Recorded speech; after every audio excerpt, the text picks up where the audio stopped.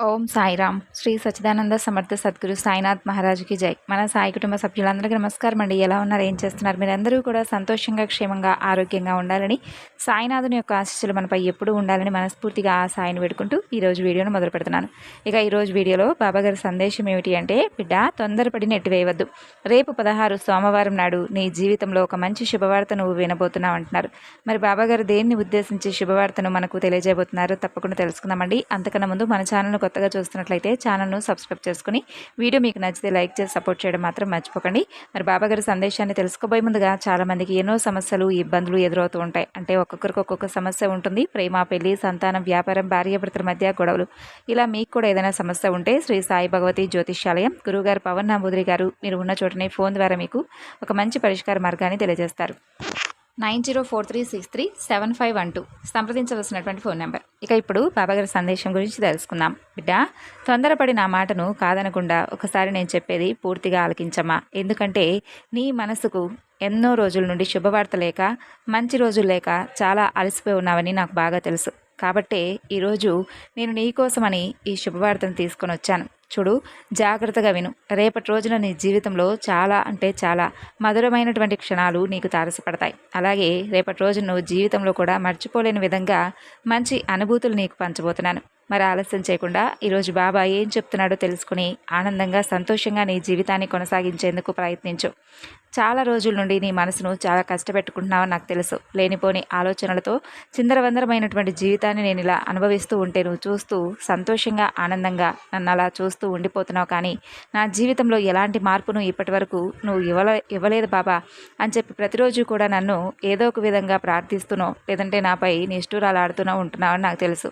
అయితే నీ జీవితంలో ఉన్నటువంటి సమస్యలు, కష్టాల వలన నీ మనసుకు కొంచెం కష్టంగా అనిపించడం వలన ఇలా దైవదోషణ చేస్తున్నావే. కానీ ఎవరిని ఎప్పుడూ కూడా నోరు జారి కానీ ఎప్పుడు ఒక మాట అన్నటువంటి నువ్వు నీ మనసు ఇంతగా బాధపడిందంటే దాని వెనక ఏదో తాగున్నటువంటి ఒక పెద్ద అంటే బాధే ఉందని చెప్పి నేను అర్థం చేసుకోగలను.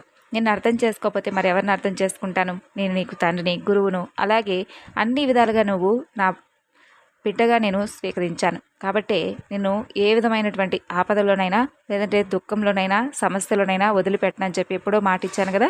నీ చేతిని మాత్రం విడిచిపెట్టేది లేదు. కాబట్టే ఈరోజు నేను ఈ సందేశాన్ని నీకు వినిపించబోతున్నాను. శ్రద్ధగా ఆలకించు. నేను ఒప్పుకుంటాను నీకు చాలా కష్టాలున్నాయని, కష్టాల వెనక చాలా బాధగా ఉందని, అలాగే గతాన్ని మర్చిపోలేక ఇలా ఏదో బ్రతికి ఉన్నాను బాబా అంతే తప్ప నా బిడ్డల కోసం, నా కుటుంబం కోసం ఇలా జీవితాన్ని కొనసాగిస్తూ ఉన్నాను తప్ప నిజంగా అసలు నాకు బ్రతకాలని కూడా లేదు. ఒక్కొక్క సందర్భంలో నా మనసు అంతగా పూర్తిగా అంటే పూర్తిగా ధైర్యం కూడా కోల్పోయి ఏదో బ్రతికి ఉన్నానంతే అన్నట్లుగా నీ మనసు అయిపోయింది కదా. అయితే నేను ఈరోజు ఎందుకు ఇలా చెప్తున్నానంటే, నీవు చేసుకున్నటువంటి కొన్ని చిన్న చిన్న పొరపాట్ల వలన నువ్వు కొన్ని శిక్షలను అనుభవించావు, ఇప్పటికీ కూడా అనుభవిస్తూనే వస్తున్నావు.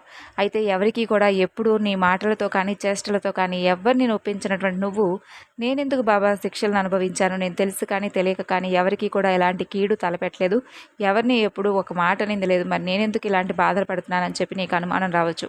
చూడు, నువ్వన్నీ కూడా ఇప్పుడు తెలిసి తెలియక చేసినటువంటి తప్పులను నేను చెప్పను. గత జన్మలో నీకు తెలుసో తెలియకో కాస్తో కోస్తో చిన్న చిన్న తప్పులు అనేవి చేసే ఉంటావు. కాబట్టి వాటి ప్రతిఫలంగా ఈ జన్మలో నువ్వు కొన్ని శిక్షలను అనుభవిస్తున్నావు అంతే తప్ప ఈ జన్మలో నువ్వు ఎవరిని కూడా బాధ పెట్టలేదు, ఎవరిని కూడా దూషించలేదు, అలాగే అధర్మ మార్గంలో నడవడం అంతకన్నా కూడా జరగలేదు.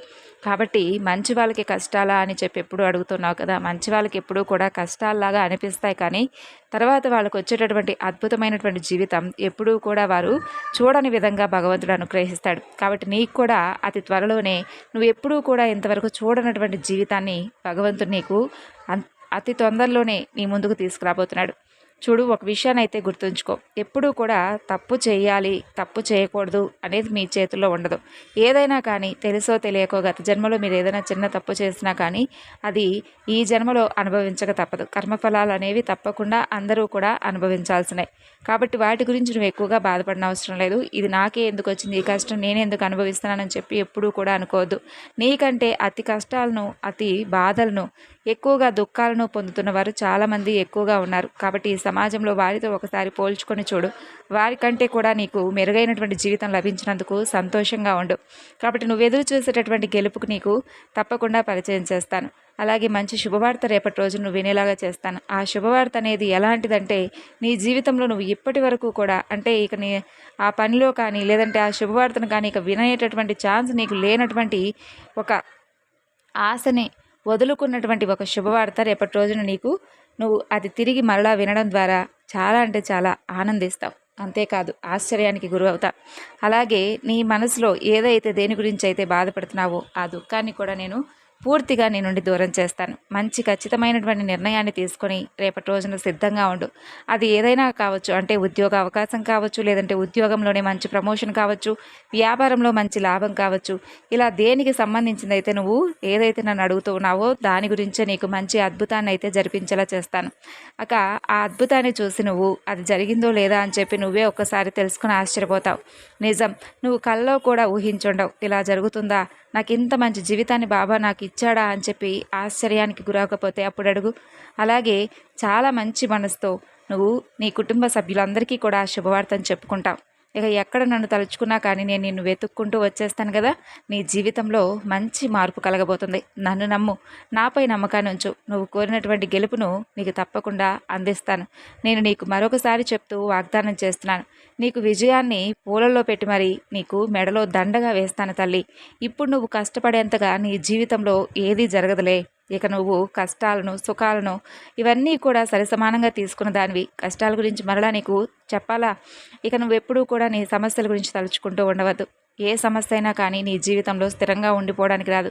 నువ్వు పదే పదే సమస్యల గురించి ఆలోచిస్తూ ఉండడం వలన అది నీకు ఇంకా ఒక పెద్ద సమస్యలాగా పెద్దగా కనిపిస్తుంది. నేనున్నాను కదా, ఆ సమస్య అయినా కానీ ఏదైనా కానీ విసిరి పక్కన పడేస్తాను. మరిక నీకు దేని గురించి చెప్పు అంత దిగులు? ధైర్యంగా ఉండు. అన్నీ నీకు అనుకూలంగా మారేలా నేను చేస్తానులే, సరేనా? ఇప్పటికైనా కన్నీరు తుడుచుకో. అలాగే నీ మనసులో ఉన్నటువంటి సంకటాలన్నీ కూడా దూరంగా విసిరిపడాయి. నీ జీవితాన్ని ఆనందంగా జీవించడం ఈ రోజు నుండే మొదలుపెట్టు. ఎప్పుడూ కూడా దుఃఖంగా అస్సలు ఉండవద్దు. అలాగే దిగులుగా కూర్చొని అస్సలు ఉండవద్దు. ఇక సరైనటువంటి సమయంలో నీకు కావలసినవన్నీ కూడా నీకు అందిస్తానని చెప్పాను కదా. ఆ సరైనటువంటి సమయం రేపే. నీ జీవితంలో చాలా మంచి మార్పు వస్తుంది. కాబట్టి వస్తుందా రాదా అనేటటువంటి ఆలోచన వద్దు. ఏదైనా కానీ రావచ్చు, ఏదైనా కానీ జరగచ్చు. కాబట్టి ప్రతి ఒక్కటి కూడా నీకు అనుకూలంగా మార్చేటటువంటి అవకాశం రేపటి రోజున భగవంతుడు నాకు కల్పించాడు. నీకు కావాల్సినవన్నీ కూడా నీకు దక్కిస్తాను.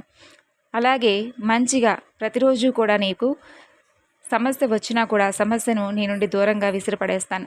నీ బాబా నీకు ఇచ్చింది ఆనందంగా తీసుకుంటావు. ఇక నీకు ఏదైతే దక్కలేదో అది నీది కాదని చెప్పి పక్కన పెట్టేసి మనసును ప్రశాంతంగా ఉంచుకో. ఏదైతే నీకు కావాలని చెప్పి నన్ను ప్రార్థించావో అదే నీకు సొంతం అయ్యేట్లా నేను నిన్ను అనుగ్రహించబోతున్నాను. నిజమే, ఇకనైనా నీకు మంచి కాలం రాబోతుందని చెప్పి నమ్ము. నీ జీవితంలో ఉన్నటువంటి కష్టాలన్నీ కూడా విసిరి పక్కన పడేశాను. నీ ఆరోగ్యానికి సంబంధించింది కావచ్చు, లేదంటే నీ ఆర్థిక సమస్యల నుంచి కావచ్చు, వాటన్నిటికీ కూడా ఒక మంచి తీర్పు అయితే రేపటి రోజున దొరుకుతుంది. దొరికిందనే అనుకో.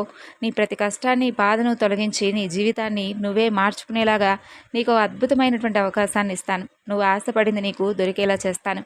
ఇప్పటికైనా సంతృప్తిగా ఆనందంగా ఉంటావా? ఇంకా నీకు ఒక విషయం చెప్పనా? చూడు, శ్రద్ధగా ఆలకించు నేను చెప్పే మాటను.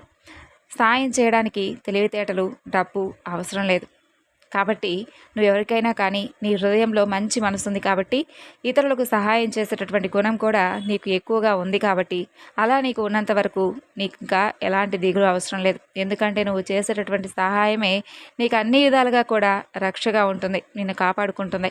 అవును, నీకు ఎన్ని బాధలు వచ్చినా, ఎన్ని కష్టాలు వచ్చినా కానీ నువ్వు చేసినటువంటి సహాయం ఎప్పుడూ కూడా అవన్నీ కూడా నీకు అండగా నీడగా వెన్నంటి నీడగా ఉండి నిన్ను కాపాడుతూ ఉంటాయి. నువ్వు ఎవరికైనా చేసినటువంటి సహాయం ఏది కూడా ఊరికే పోదు. కాబట్టి అందరికీ సహాయం చేసేటటువంటి స్తోమత నీకు లేకపోయినా కాస్తో కోస్తో నీకు తెలిసిన వారికి నీ వంతుగా అంతో ఎంతో సహాయం చేస్తూ ఉన్నావు చూడు, అది ఎప్పటికీ కూడా నిన్ను వెతుక్కుంటూ నీ దగ్గరకు వస్తుంది. కాబట్టి నేను ఎప్పటికీ కూడా నేను మర్చిపోను. ధైర్యంగా ఉండు. నీ బాబా చెప్పిందన్నీ కూడా చెప్పినట్లుగా చేస్తాడనేటటువంటి ఒక ధైర్యంతో ముందుకు అడుగువేయి. నువ్వు అనుకున్నటువంటి కోరికలన్నీ కూడా నేను తీర్చాలని అనుకున్నప్పుడు అది విధిరాత సైతం మార్చే విధంగా ఈ సాయి చేసి చూపిస్తాడు. ఇకనైనా నీ యొక్క న్యాయమైనటువంటి ప్రతి కోరికను నేను నెరవేరుస్తాననేటటువంటి నమ్మకంతో బ్రతుకు. నువ్వు అనుకున్నావు, నేను నెరవేరుస్తున్నాను, అంతే.